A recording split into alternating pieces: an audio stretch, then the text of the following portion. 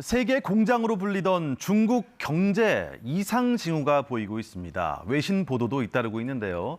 중국 경제에 지금 무슨 일이 생기고 있는 걸까요? 자세히 알아보겠습니다. 이현태 인천대학교 중어중문학과 교수 화상 연결돼 있습니다. 네, 교수님, 중국이 청년 실업률 공개를 중단했습니다. 이것은 그만큼 청년 실업 문제가 심각하다는 거 아니겠습니까? 지금 어느 정도일까요? 네, 매우 심각합니다. 지난 6월 중국 청년 실업률은 21.3%로 역대 최고치를 기록했는데요. 이 수치는 코로나 이전 수준이었던 10%보다 약 2배가 증가한 수치입니다. 게다가 올해 8월 대학 졸업생 수가 거의 역대 최고인 1,187만 명으로 더욱 실업이 안 좋아지겠죠.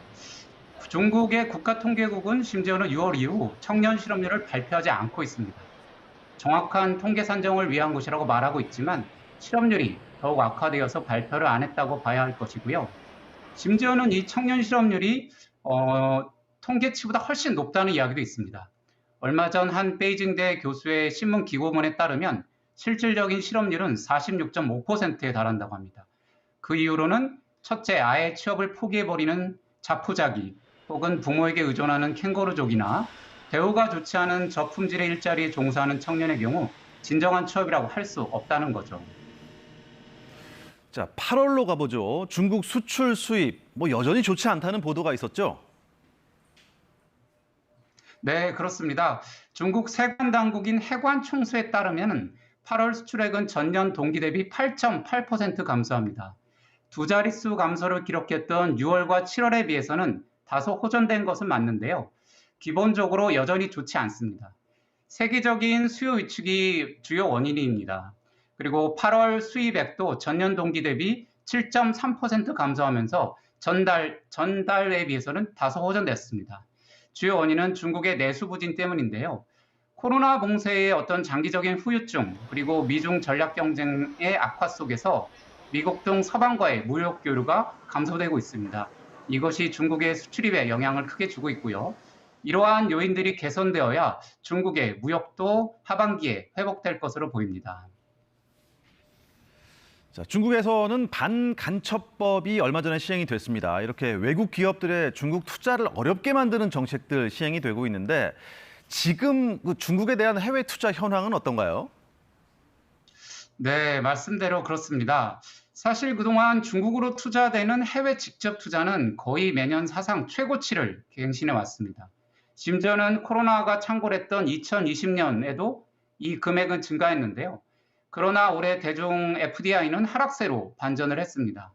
상무부의 최근 발표에 의하면 중국의 1월부터 7월까지 FDI가 전년 동기 대비 4% 줄었다고 하는데요. 이것은 이 부동산 위기와 물가 하락 등 경기 침체를 겪고 있는 중국 경제에 대한 여러 불안감, 그리고 미중 금리차 확대, 위안화 가치 하락, 그리고 첨단 산업을 둘러싼 미중 무역 전쟁, 그리고 말씀하신 대로 간첩법 개정 등 그것들로 인한 투자 심리 위축이 주요 원인으로 지적되고 있습니다. 그간 중국은 세계의 공장이자 거대한 시장을 가진 국가로서 글로벌 기업이 선호하는 투자처였는데 최근 이러한 위상이 흔들리는 조짐을 보입니다. 그래서 중국이 투자처로서 가진 기존의 기회 요인과 증가하는 위험 요인 속에서 향후 글로벌 기업들의 대중 FDI가 어떻게 될지 주목할 필요가 있습니다. 자, 그러면요, 교수님 보시기에 전반적인 중국 경제 상황 어떻게 평가하십니까? 혹시 또 있어서는 안 되겠지만 중국 경제 금융 위기가 발생할 가능성도 혹시 있을까요? 네, 일단 제가 판단하기에 중국의 현재 경제 상황은 다음과 같습니다. 올해 사실 코로나 봉쇄 해제로 인한 리오프닝 효과를 많이 기대했는데요. 그게 별로 드러나지 않고 있습니다. 게다가 부동산 개발 업체인 비구이위안의 채무 불이행 위기까지 겹치면서 중국 경제 위기론이 증폭되고 있습니다. 일단 리오프닝 이후에도 가계 소비와 기업 투자가 크게 살아나지 않았는데요. 소비 부진의 일단 이유로는 코로나 시기에 중국인들의 소득이 많이 감소됐어요. 그리고 부동산과 주식 가격이 하락했습니다. 그러다 보니까 중국인들의 재산이 감소됐고요. 그러다 보니까 지갑을 열지 않고 있습니다. 그리고 투자 부진, 기업의 투자 부진도 심각한데요. 특히 민간 기업의 부진이 심각합니다. 이것은 일단 소비자들이 소비를 별로 안 하니까 기업도 투자를 할 이유가 없는 것이고요. 그리고 그동안 중국 정부가 공동부유 정책 등을 통해서 민간 기업에 대해서 여러 압박을 해왔습니다. 거기서 투자 심리가 많이 하락했고요. 그리고 전체적으로 경제 주체들이 미래에 대한 자신감을 회복하지 못한 것으로 보입니다. 게다가 위에서 말씀드린 수출 부진까지 겹치면서 중국 경제가 올해 정부 목표치인 5% 성장도 달성하지 못할 거라는 전망도 있습니다.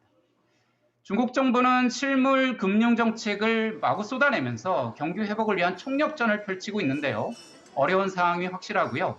정책 효과가 나타나서 하반기에 회복할 수 있을지는 좀 더 지켜볼 필요가 있습니다.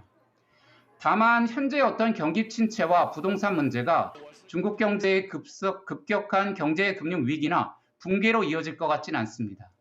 일단 중국 경제의 뇌관이라고 할 수 있는 부동산 담보 대출이 전체 은행 대출에서 차지하는 비중이 20% 정도로 많이 높지는 않고요. 그리고 과거에 미국의 금융위기를 가져왔던 서프라임 모기지 사태와는 다르게 부동산 대출과 연계된 파생금융 상품이 많이 없습니다. 즉 중국이 오히려 자본시장이 많이 발달되지 않았기 때문에 오히려 미국처럼 번질 가능성이 적은 거죠. 그리고 대부분의 돈 빌려주는 주요 은행과 보험증권사가 국유 금융기관입니다.